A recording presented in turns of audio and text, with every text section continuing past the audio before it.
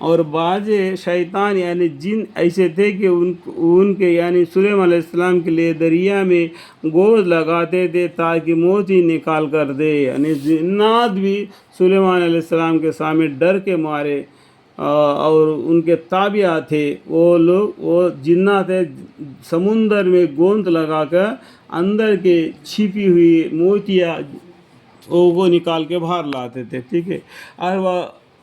اور کام بھی اس کے علاوہ کیا کرتے تھے، اور ان کے سنبھالنے والے ہم تھے، کون؟ اللہ تعالیٰ۔ دیکھو میں انگلی دکھاتے، ہم کا مطلب کیا؟ اللہ تعالیٰ تھے، سلیمان علیہ السلام نہیں۔ سلیمان علیہ السلام کے اللہ تعالیٰ تابع کر دیا، اللہ کے حکم سے وہ کرتے تھے، جنات بھی۔ اور ایوب علیہ السلام کا تذکرہ کیجئے، اور دوسرے پیغمبر ایوب علیہ السلام، جبکہ انہوں نے بعد مبتلا مرض شدید ہونے کے اپنے رب کا پکارا کہ مجھ کو یہ تکلیف پہنچ رہی ہے، جو کیڑا ان کے بدن میں پڑ گئے تھے، کیڑا نیچے گر گیا تھا، ان کو اٹھا کے اوپر لے دیا، کھا لو آپ کا بھی پیٹ بھر جائے گا۔ تو وہ کیڑے نے کیا کیا؟ بہت ستانا شروع کر دیا، تو اس کے درد کے مارے انہوں نے اللہ کو پکارا، یا اللہ مجھے بہت مصیبت آ پڑی ہے، مجھے بچا لیجئے۔ تو اللہ تعالیٰ نے اس کو اس بھاری غم سے نجات دی، ٹھیک ہے۔ یہ آپ کو یہ قصہ پورا قصص الانبیاء پڑھیں گے تو آپ کو معلوم پڑ جائے گا، ٹھیک ہے۔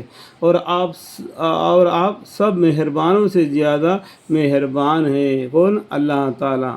تو ایوب علیہ السلام نے اللہ تعالیٰ سے دعا مانگی، ہم نے یعنی اللہ تعالیٰ نے ان کی دعا قبول کی، اور ان کو جو تکلیف تھی ان کو دور کر دیا، اور بلا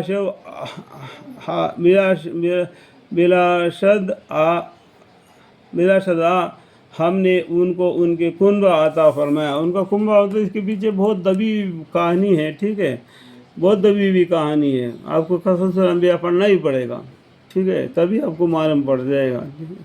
اور ان کے ساتھ گنتی میں ان کے برابر اور بھی اپنی رحمت خاص کے سبب سے اور عبادت کرنے والوں کے لیے یادگار رہنے کے سبب سے عطا فرمائی، الحمدللہ رب العالمین۔ اور اسماعیل علیہ السلام اور ادریس علیہ السلام اور ذوالکفل کا تذکرہ کیجیے، ذوالکفل کا یعنی ذوالقرنین کا، ان کا بھی قصہ بیان کر دیے، کون؟ اسماعیل علیہ السلام، ادریس علیہ السلام، ذوالکفل کا تذکرہ۔ یہ سب احکام الہی پر ثابت قدم رہنے والے لوگوں میں سے تھے، الحمدللہ۔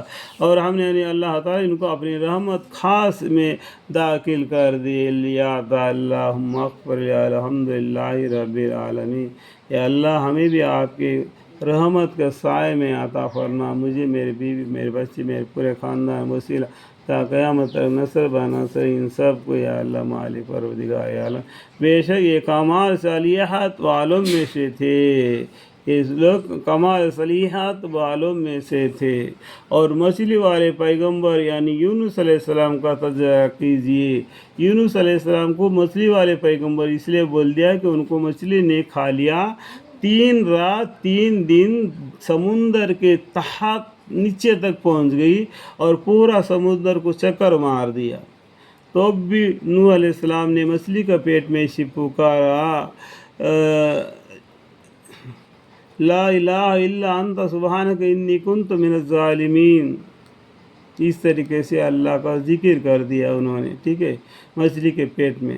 اور مچھلی والے پیغمبر یعنی نوح علیہ السلام کا تذکرہ کیجیے، جبکہ وہ اپنے قوم سے جبکہ وہ ایمان نہ لائے خفا ہو کر چل دیے، اور انہوں نے یہ سمجھا کہ ہم ان پر اس چلے جانے میں کوئی دار و غیر نہ کریں گے، بس انہیں اندھیرے میں پکارا کہ لا الہ الا الہی آپ کے سوا کوئی معبود نہیں، آپ سب نفائی سے پاک ہے، میں بے شک قصوروار ہوں۔